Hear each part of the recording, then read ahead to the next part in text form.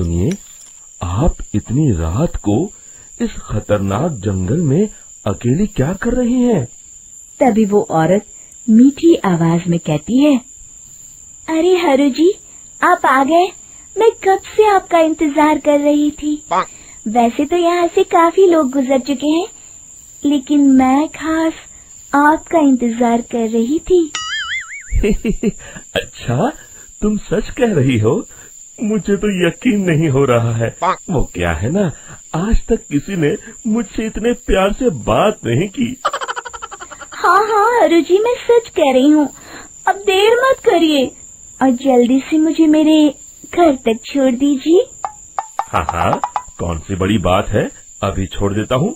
आप मेरे पीछे बैलगाड़ी में बैठ जाइए और मुझे रास्ता बताते चलिए। फिर वो औरत हरिया की बैलगाड़ी में बैठ जाती है और हरिया बैलगाड़ी हाँकता हुआ आगे चल पड़ता है।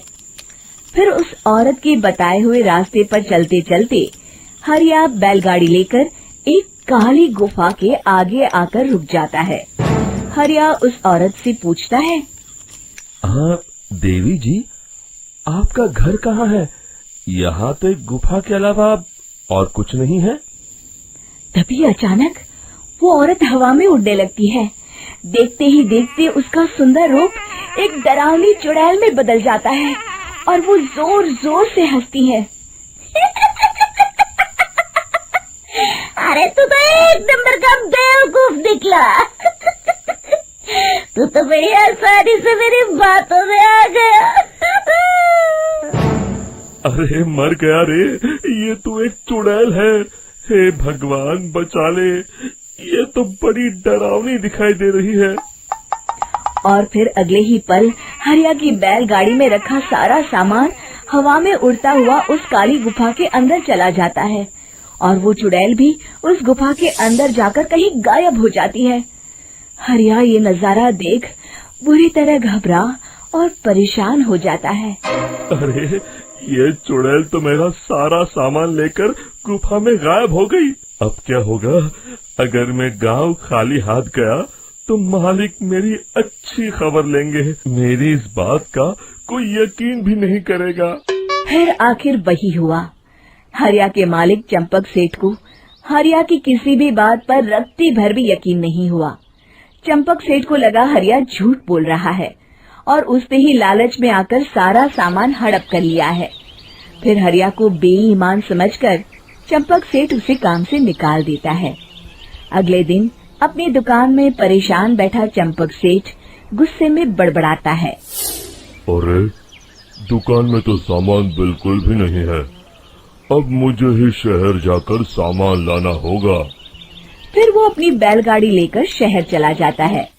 शहर से सामान लेकर जब चंपक सेठ वापस गांव लौट रहा होता है, तभी उसे एक आवाज सुनाई देती है, चंपक जी, ओ चंपक जी। अरे ये तो कोई मेरा नाम लेकर मुझे पुकार रहा है। फिर उस रास्ते में वही औरत खड़ी दिखाई देती है। फिर क्या था, हरिया की तरह चंपक सेठ भी उस औरत के पास अपनी बैलगाड़ी लेकर जाता है और वो भी उसकी चिकनी चुपड़ी बातों के मुंह जाल में फंस जाता है। फिर चुड़ैल उसे भी अपनी गुफा तक ले जाती है और उसका सारा सामान लेकर गुफा में गायब हो जाती है। बेचारा चंपक सेठ लाचार होकर खाली हाथ गांव लौट आता है। फिर ये उस जंगल में रोज की बात हो जाती है। जो कोई भी शहर से कुछ लेकर गांव की तरफ लौटता, वो चुड़ैल उसे बेवकूफ बनाकर उसका सारा सामान लेकर गुफा में गायब हो जाती। एक दिन हरिया एक लकड़हारे को उसी जंगल की तरफ जाते हुए देखता है। फिर हरिया उसे रोकते हुए कहता है, अरे भाई, क्यों अपनी मौत को दावत दे रहे हो? मेरी बात मानो, आगे जंगल में मत जाओ, वहाँ एक बड़ी भयानक चुड़ैल रहती है। लकड़हारा हरिया की बातों को नजरअंदाज करते हुए कहता है, अरे भाई, मुझे पहले ही बहुत देर हो चुकी है, मुझे जाने दो भाई। शाम तक लकड़ियाँ काट कर शहर के बाजार में बेचना है।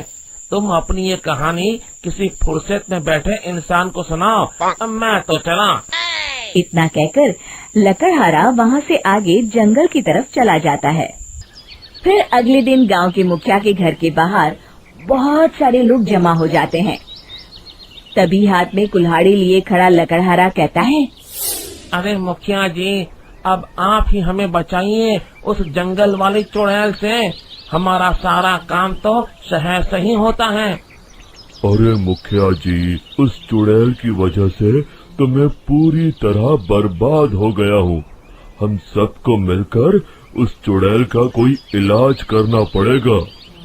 तभी भीड़ में खड़ा वीरा कहता है, आप लोग चिंता मत करिए, कल से वो चुड़ैल किसी को नहीं लूट पाएगी।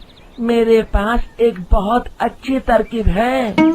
तभी चंपक सेठ उसका मजाक उड़ाते हुए कहता है, अरे तेरा नाम वीरा है तो क्या हुआ? तूने अभी उस चुड़ैल को देखा नहीं है? जाकर अपना काम कर, बड़ा आया।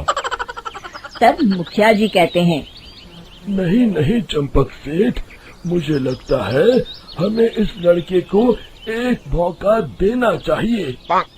फिर सभी गांव वाले मुखिया जी की बातों से सहमत हो जाते हैं और वीरा शाम को एक बैलगाड़ी में कुछ सामान लादकर उस जंगल की ओर चल देता है। वीरा, ओ वीरा, कहाँ जा रहा है? तभी वीरा मुड़ के देखता है, वही चुड़ैल एक औरत के रूप में खड़ी है। अरे बहन जी, मैं आपको ही ढूंढ रहा था। देखिए, मैं आपके लिए क्या लाया हूँ। अरे वाह, तो खुद मेरे लिए इतना सामान लाया है। तू ही अकेला गांव में समझदार है। जरा देखो, मैं भी खोल के, बड़े भूख लगी है। जैसे ही चुड़ैल उस सामान पर से कपड़ा हटाती है, एक भगवान शिव की तेज रोशनी उसके अंदर मूर्ति से निकलती है और चुड़ैल अपने असली रूप में आकर जलने लगती है। अरे मैं जल रही हूँ, बचाओ! बचाओ! ओम नमः शिवाय, मर गई मैं! देखते ही देखते वो चुड़ैल राख के साथ उड़ जाती है और सभी गांव वाले भी वहां जाते हैं। शिक्षा बुराई पे सदा अच्छाई की ही जीत होती है।